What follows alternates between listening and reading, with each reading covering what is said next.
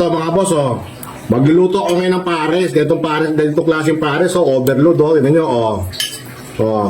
Diba? Ito yung baka niyan, oh. O, tara, samahan nyo ako. Ito yung baka. Oh, 1 kilo. Sisil ko muna. Ang tawag dito ay pan-searing. Ito yung natin makakabilang size. Pakukulay muna natin. Oh, yan, oh. Sabi ng nanay ko, ang tawag dyan ay pan-searing. Ito liempo. So, ang gagawin ko kasi, gusto ng mga anak ko pares overload. So, ito liempo. Oh, pinakulo ko na yan. Oh, ito. So, babaliktarin ko lang. Pinipilito natin yung kabilaan. Pinutuin ko na natin 10 minutes. Hindi toasted ng konti bago ko pakukuluan sa Royal True Orange. A few moments later. Kung napapansin nyo, medyo tostado na siya. Hindi naman tostado. Magabilang side, pinirito ng konti. Sinir lang. Searing. O, yan, di ba? Wait lang. Kunin ko muna to. O, to. Kunin ko muna to. Ito yung gagawin nating lechong kawali. Ito terno sa pares. Kasi yung ibang pares kasi wala kasing baka. Yung nakikita kong pares, yung iba sauce lang. Tapos, sauce, tinimplahan.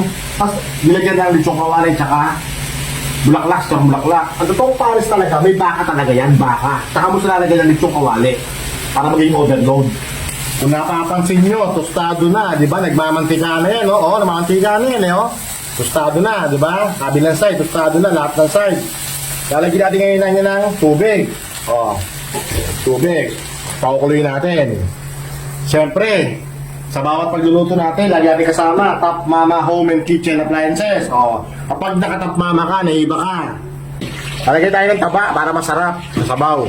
Ito mga boss, celery. Iiway ko na ng maliliit na celery. Alam nyo, kaya ko iniwa ito celery, sa dami ng nakati ng kumpares, masarap naman.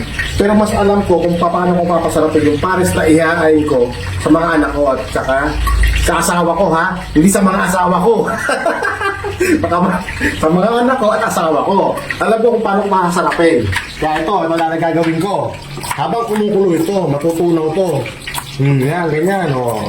Ito na. Sibuyas, celery, dahon ng sili. Hanggang matunaw na yan dyan. Lalagyan ko ng toyo, konti lang. Kamintang durog. Nor liquid seasoning.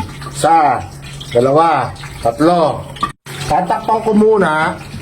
Tapos, pakukuloy ko na 1 oras. O siguro mga 1 oras kalahati para malambot. 1 oras. 1 hour later. Luya, konti lang.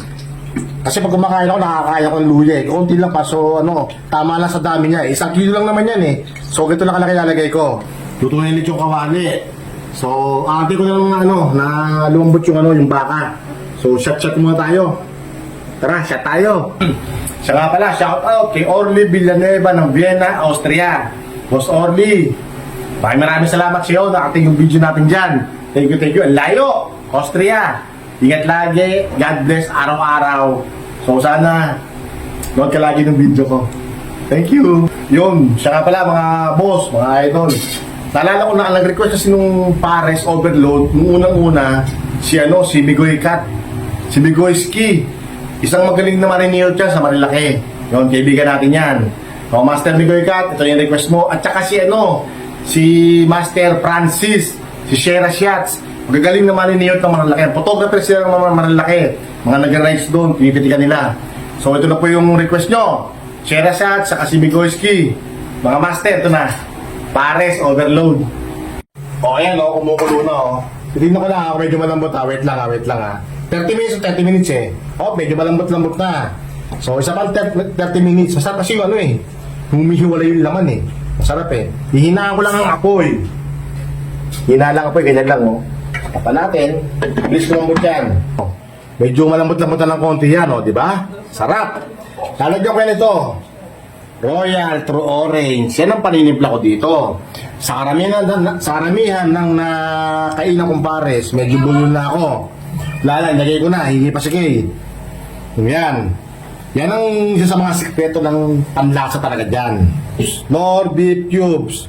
Kung naaamoy nyo lang, hindi ko nagbibiro kung naaamoy nyo lang, ang bango. Ang bango kasi kabango ito celery. Kumakain kayo sa Paris talaga. Kasi ako 2008 pa lang kumakain ako sa Paris. Eh. Dahil ko ng Paris na nakainan. Grabe, ang dami na. May celery, may louis, lahat ng nilagay na. Sili, lahat nilagay na. Pero esa talagang pampabango na ng celery talaga. Tsaka yung sa panlasa ko lang ha. Meron talaga royalty orange talaga. Yun yung ibigay ng tamis talaga eh. Mga boss, titikman ko yung ano, kung ano na ba resulta sa pinagkagagawa ko. Kalokohan. Oh, sa tayo ha, sa tayo.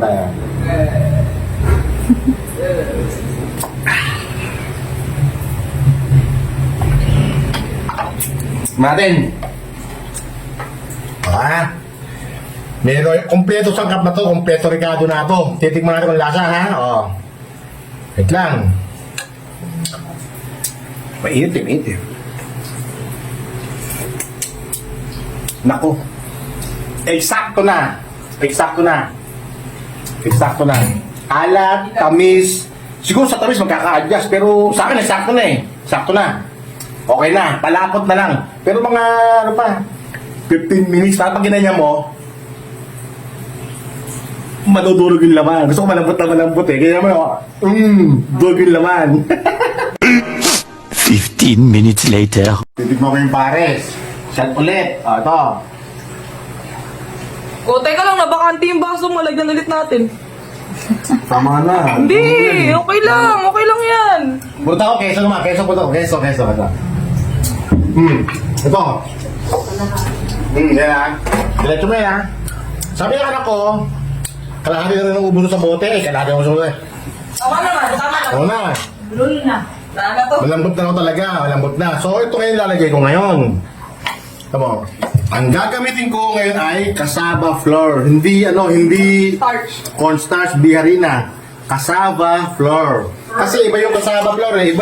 Iba yung lapot niya eh. Para ako flour, cassava flour. Yan o. Yan o. At saka hindi ko dadamihan ng sabaw. Kasi ang pares kasi unli sabaw yan eh. Ang pares, unli sabaw yan eh. Hindi kasi pambahay to. Kinakailangan quality yung luto. One eternity later. Pares talaga dapat sinangag o fried rice. Yung iba kasi na pares, kanin nilalagyan ng toyo, pinapaikot, kulay brown na. Okay naman kasi mura lang, di ba? Ako hindi. Pamilya ko eh. So, mantika, konti. Canola oil gamit ko para healthy. O, yan. Itlog, nilagyan ko lang ng magic sarap. O, yan. O, lalagay ko lang dito. Tapos kakanawin ko. Kakanawin ko siya. Ganyan lang, o. Pag medyo luto na ng konti, fry pa ginagamit ko, ha. Wok. Wok ang ginagamit ko, wok. Medyo manipis lang tong wok. Lalagyan ko tong brown rice, sinangag. Mga tirang kanin lang yan. Medyo nagutumba na ako, nakainom na kasi ko. Hahaluin ko siya ng pagganyan. O, ha? Yung apoy, marahan lang. Ngayon ang ginagawa ko, ha? Marahan lang ang apoy.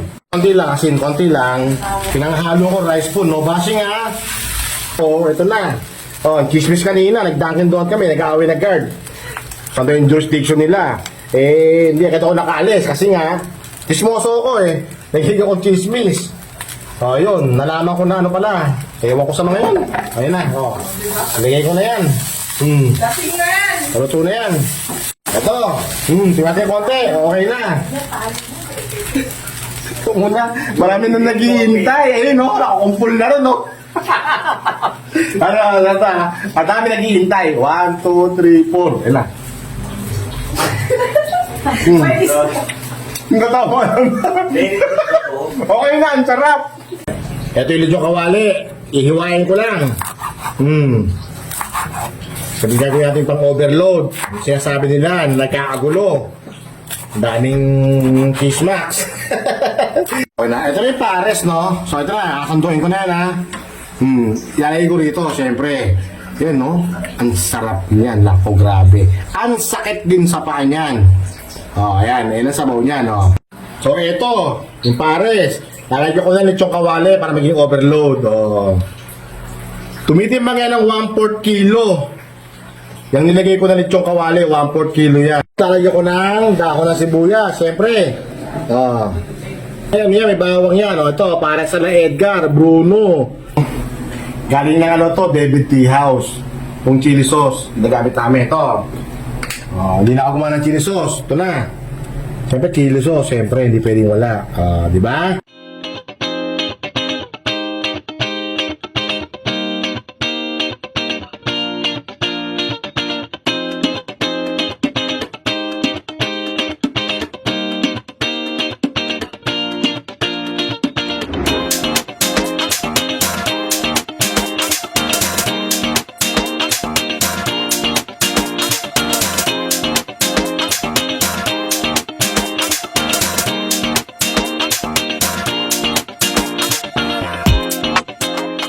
Well, mga boss, basta sa tawag na luto ko, kasama din natin, Top Mama Women Kitchen Appliances. Yun, shout out, Winston Romero, Elison Joa Pascua. Yun po, no bashing ha, kasi po yung pares, minsan may ano yan, may star anise, may sibut. Ako, hindi ko konsentrate may ganun eh. So, sa akin, sakto na sa akin itong ganito. Pero try nyo rin kung okay sa inyo, yung version ko, para malaman nyo din. Diba? Gano'n lang naman yan eh. So sa akin, okay na to. Sakto na siya, ang sarap sa... Para sa akin, masarap siya, diba? Ewan ko lang kung para sa iba, diba? Kasi kadalasan may mga stock anise pa eh. So yun, maraming salamat po sa inyo. Pakipollow po yung YouTube channel ko. At saka, papalo na rin po. Tsaka mas boss, pa-comment kung taga-saan po kayo, yung mga nanonood, kung taga-saan po. Yun lang. Thank you very much.